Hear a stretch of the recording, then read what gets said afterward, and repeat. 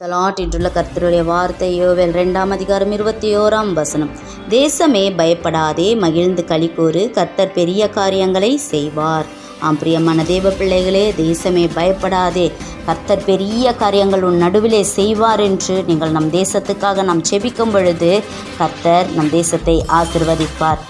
அது மாத்திரமல்ல, ஆமோஸ் 8:11 இதோ நான் தேசத்தின் மேல் பஞ்சத்தை அனுப்பும் நாட்கள் வரும். ஆகார குறைவினால் உண்டாகிய பஞ்சமும் அல்ல, ஜலக்குறைவினால் உண்டாகுக தாகமும் அல்ல, கர்த்தருடைய வசனம் கேட்க கிடைக்காத பஞ்சத்தை அனுப்புவேன் என்று கர்த்தராகிய ஆண்டவர் சொல்லுகிறார். நம்முடைய தேசத்தின் மேலே வேத வசனம் கிடைக்காத நாட்கள் வரும். அதற்காக நீங்கள் மனபாரத்தோடு செபியுங்கள்.